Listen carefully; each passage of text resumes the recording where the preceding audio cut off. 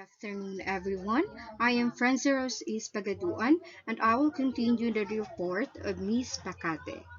How important Oracy for literacy development of young learners. Imagine children who are one side of a river and they need to cross to the other side.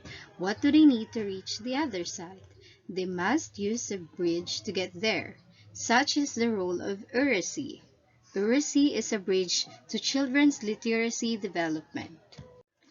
When a child needs a bridge to cross to the other side, just like children, they need Oracy to develop literacy. This means that their everyday language use and encounters in communication should not be limited in speaking and listening alone, but there must be purposive, deliberate instruction that allows them to see the role of reading and writing in their daily communication and real-life functions. Literacy is the concept of oral communication and comprehension as building the foundation for literacy. We should not let young learners neglect literacy because the ability to read, to write, and to speak with confidence and fluency is the key to future success, and they will be able to have a great communication with others. Principles for Guiding the Literacy Development by Ganning 2005.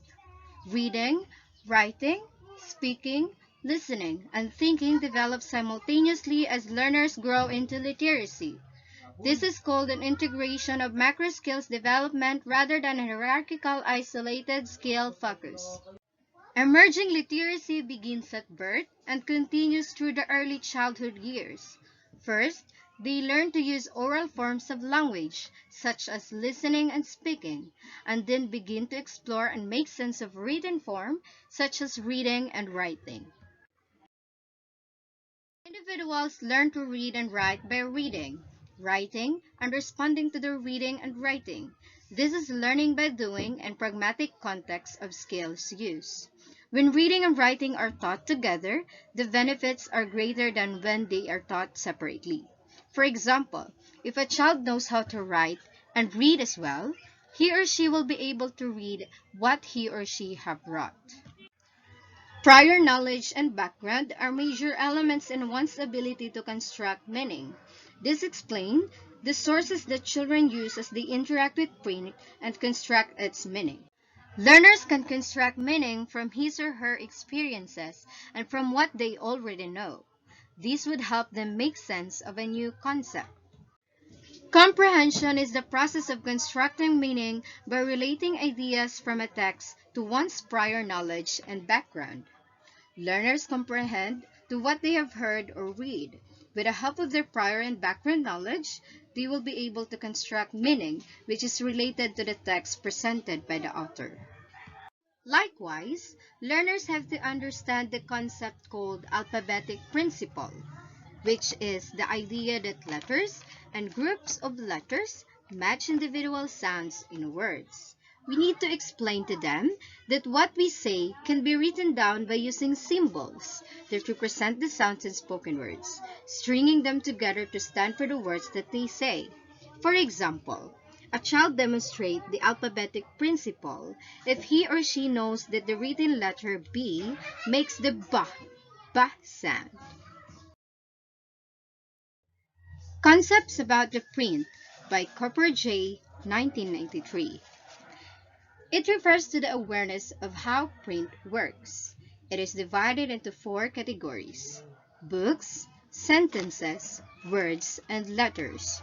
Books includes cover, title, author, illustrator, beginning or ending, left or right orientation, top or bottom orientation. Print tells stories, not pictures. Sentences identifies sentence, beginning or ending, capital letter at beginning, period, comma, question mark, quotations, exclamation. Words identifies words. Letters, letter order, upper and lowercase. Children can develop concepts of print by exposing them to shared book reading in early childhood through modeled, shared, and guided reading. Gunning 2005 also includes the following as part of concepts about print. What we say and what others say can be written down and read. Words, not pictures, are read. Sentences are made up of words and words are made up of letters. For example, Miss Cruz went to the market. This sentence is made up of words, and each word in the sentence is made up of letters. For example, the word market. The word market is made up of letters M, A, R, K, E, T. Reading goes from left to right and from top to bottom. A book is read from front to back. What we say is divided into words.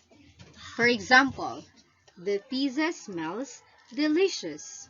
We have here the word da, pizza, smells, and delicious. Space separate written words. For example, I wash the dishes. I space wash space the space dishes. Sentence begin with capital letters. For example, my sisters and I went to the park. The sentence begin with the capital letter M. Sentences may end with periods, question mark, or exclamation mark. For example, what is your name? It ends with question mark. A book has a title, an author, and sometimes an illustrator. Last, students may also develop phonological awareness and arrive at an understanding about alphabetic principle. We have here the activities that promotes Oracy and literacy development. For Oracy activities, we have introducing words by using poems, nursery rhymes, and songs. Fill in the blank at the end of the lines so they can demonstrate what they know about sounds and the word within the context. Read aloud the context, alliterative books, and books with mother tongue twisters. Familiarize themselves to a sense of rhythm, sequence, and patterns of something heard. Tell a picture with picture clues. For literacy activities, let them do the following: tracing and cutting, using marking colors, dictating words or sentences, creating their own stories, attempting simple dot-to-dot drawings, making lines and simple shapes, discussing uses of writing in everyday life, turning the pages of a book from left to right, creating and inventing their own codes for writing. That would be all.